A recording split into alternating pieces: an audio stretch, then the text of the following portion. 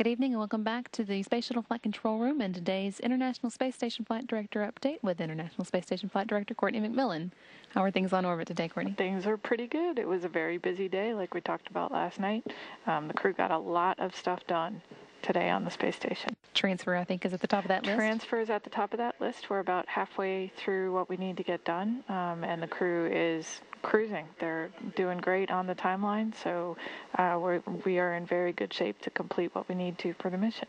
Great. Well, I guess there was also, they got so much done on transfer, they had a little bit of time to do other things as well. Getting the old resistive exercise device out of the pressurized mating adapter and some waste and hygiene compartment work. That's right. So the IRED that we got out of the PMA, that took some doing. We had some stowage that needed to be reconfigured to get that, but that was retrieved, and so that's ready for return. We also, on the station side, the crew pretty much did maintenance all afternoon. So the biggie was on the waste and hygiene compartment, the toilet. We did some servicing that we knew was coming due, and that we were able with that to address some of the performance concerns that the crew had raised over the last few days. So things are in very good shape with the toilet now. We also got some regular maintenance done on crew quarters and got ready for the big TVIS repair that's coming up today, the treadmill in the Russian segment. So that's going to be the big one this morning. And I guess, like we talked about a few days ago, all this stuff buys the station crew more time in the future for science work, right? That's correct. Well, and with maintenance on most of the systems, we need to do that anyway. So when we can find a convenient time to get it done or get multiple things done with efficiencies, it saves us in the future for having to plan multiple times to take the same thing apart. So that was the case with the toilet work. Because we were able to schedule it all at once, it was a little more efficient than it would have been if we had sort of piecemealed it out over time. Okay. And speaking of the toilet, I guess we talked yesterday about the smell that was mentioned earlier, and y'all were going to do a run with the urine processor assembly? Yeah, so we did another processing cycle with the urine processing assembly, and no smells were reported. So not sure what the difference was, but everything seems to be in good shape. Better to not have a smell, yes. For sure. Yep. Okay. Well, so what are they going to be working on today? More transfer, I assume? More transfer. Atlantis crew will be doing pretty much transfer all morning. The Russian crew in the morning on the space station are going to be working on their treadmill. So they have a gyroscope that stabilizes the treadmill, and that needs to be replaced. The one that was in there failed some time ago and was removed, and that's going to be returned on Atlantis.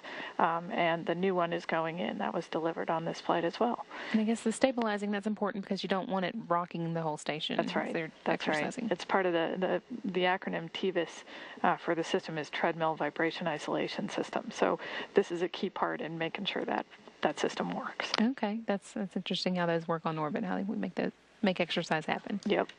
Well, there's so much going on, and I know that it's always kind of all hands on deck for shuttle missions, but this one seems even more so than usual to have everybody taking a part of the work. Is that the case, or is it? It's a little bit the case. Typically for shuttle missions, we've had the crews divided into really the shuttle crew doing one set of tasks and the station crew doing other tasks. And this one, there's a lot more back and forth. And that's just because we have a crew with a really good skill set and that are able to swap some of the tasks and move those around a little bit. Sandy in particular is very experienced. She spent an increment on board station, so she's very familiar with how we do things and what kind of things to look for. So she's picking up a lot of the work as well on the station side, so that's very helpful. It's always nice to have crew members return, I'm sure. Yes, it is. Okay, and then one other item that's on the crew schedule for today or tomorrow is the All-American meal, the special meal that they're all going to get to enjoy brisket and apple pie and grilled chickens and things like that. Is that something, special events and occasions like that, does that happen very often? A lot of times on joint missions, the crew will have something like this or they will put together something like this themselves. And they really do get a kick out of it anytime we can support something like this. The station crew in particular like to get some special treats when they've got company, so I'm sure they'll really enjoy it. Okay. Well, for those of you at home who want to partake virtually in that All-American Meal, you can go to go.nasa.gov/All-American Meal to find recipes or formulations, as they're called here at NASA, to make your own All-American Meal at home. So I think that's what we needed for the day. Thanks so much, Courtney, for Sure. coming by. We appreciate Happy it. to be here. And again, this is Flight Director Courtney McMillan from the International Space Station Flight Control Room. We'll go back now to live mission coverage with Wake Up coming up soon.